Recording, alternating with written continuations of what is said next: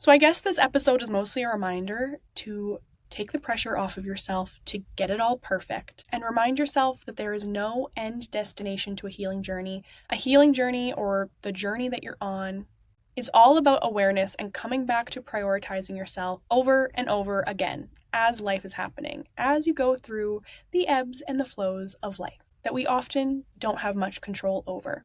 Welcome to Ebbs and Flows with Erin. In this show, we're getting real about navigating the ups and downs of life together.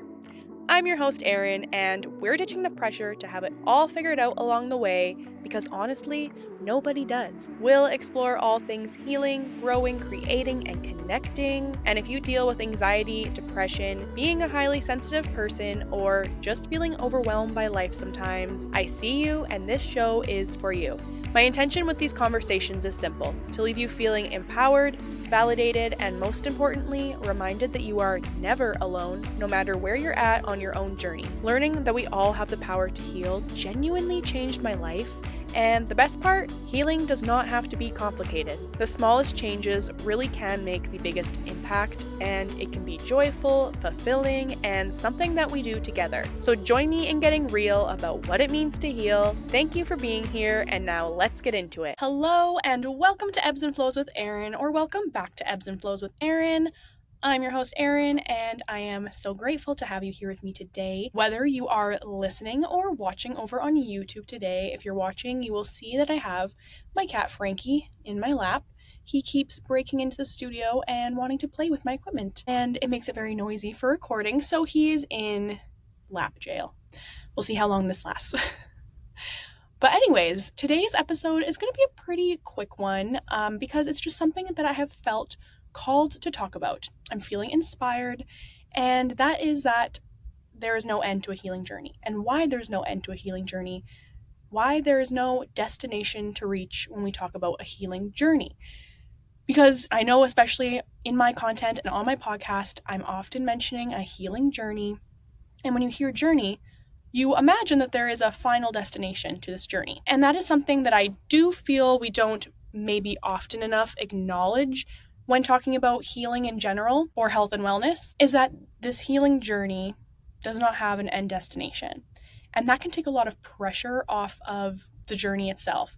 Pressure off of trying to get things perfect. Pressure off of feeling like you need to reach a point where things are different, and when you reach that point in your life, that's when you'll experience true happiness, true fulfillment, true joy, whatever it is you're looking for. Sometimes we can unconsciously put ourselves on a healing journey with good intentions, but instead of truly healing, it's actually perpetuating perfectionism inside of us, or shame, or guilt, or resentment, or layering on these feelings that make us feel like we are not good enough yet, or our life is not good enough yet to be happy with, or be fulfilled by, or to be grateful for. But the reality is that there's no end destination to a healing journey, because life is always happening. There will always be ups and downs, ebbs and flows in life. There will always be new things thrown at you. There will be old patterns resurfacing, old limiting beliefs or conditioning that wants to pop up again. And the healing journey is never ending because the journey is constant. Your life is always happening. Your life is happening now. And we don't have control over much in this life. So being on a healing journey isn't about trying to control your life and the way that it goes and controlling the outcome. And a lot of the time when we're adding certain routines or habits to our lifestyle with the intention of bettering our overall health and wellness, sometimes what we really are doing is trying to control more. I know that's something that I've found myself guilty of at times, where I have to take a step back and realize, okay, is this about control, or is this about doing things that actually are having a positive impact on my mental health, my overall health and wellness, that make me feel good, and reminding myself that that's allowed to change. I'm allowed to change my mind or change how I feel about certain routines or practices, habits, beliefs, thoughts. You're allowed to change your mind at any given time, and sometimes a healing journey leads us to feeling like we need to control things, which is the opposite of what we want to be doing on a healing journey. And I find myself lately sometimes almost like cringing at saying healing journey. Even though I know what I mean by it, it can be overused, or I don't even know if it's overused. But I feel like sometimes the context it's used in can be confusing.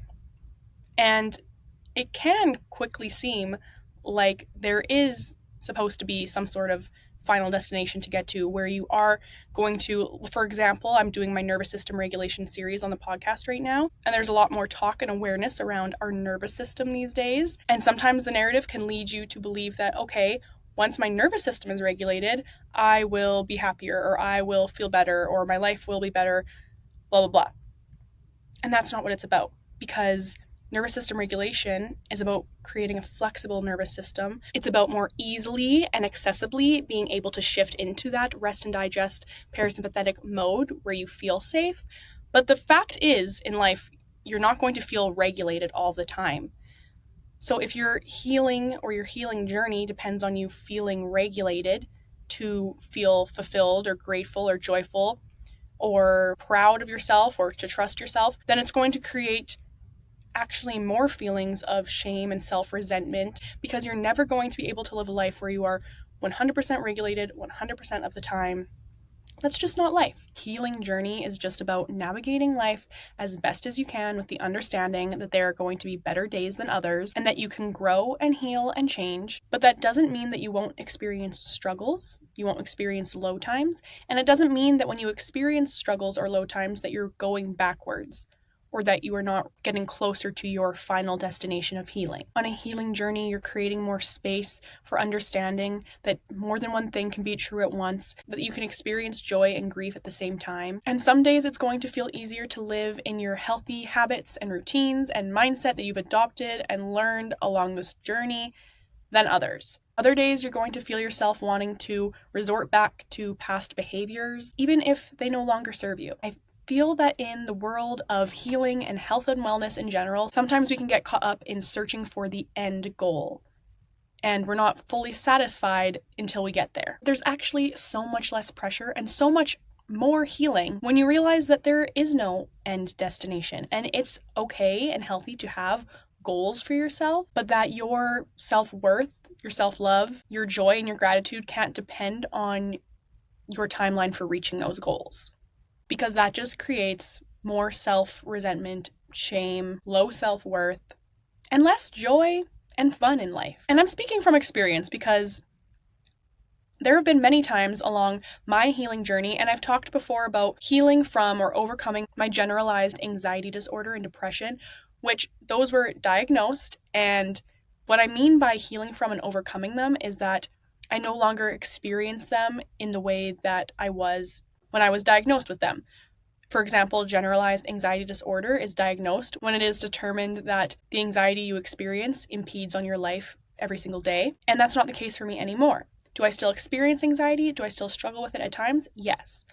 But it's not something that I struggle with and spiral in every single day like it was at a certain time in my life. So when I talk about healing from that, yes, I still can experience anxiety and the struggles that come with it from time to time. And if I were to put the pressure on myself to have the end goal be that I never experience anxiety ever, I would be setting myself up for failure and shame and self-resentment and low self-worth, and the opposite of what a healing journey is meant to do.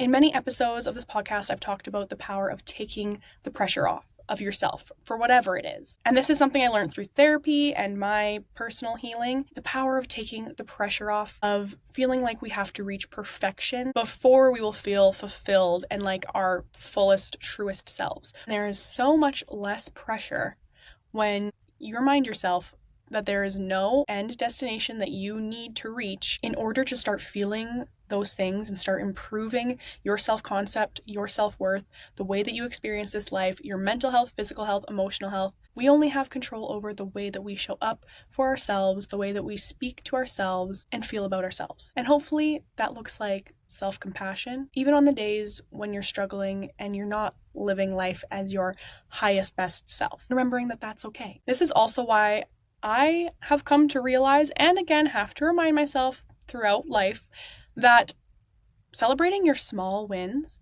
more often than you do already, because I'm sure that almost none of us celebrate our wins, big or small, often enough, because it's so easy to get so busy and caught up in life and the doing of life and planning and doing. But celebrating your wins more often helps you to realize that you actually are doing much better than you're probably giving yourself credit for, especially if you're someone who experiences anxiety or low self-worth, whatever it is that you might struggle with or might be on a healing journey to improve on or overcome to better your mental health or your overall health and wellness. One of the very best things you can do for yourself is celebrate your wins more often. No matter how small they are, taking intentional time to reflect on things that you're proud of yourself for. In my experience, this alleviates anxiety and elevates your self-worth, because you'll often realize that you're probably living a life that you once dreamed of living, and you're doing things that you once dreamt of doing. And that's not to say that there's not room for growth or improvement, but the life that you're living right now and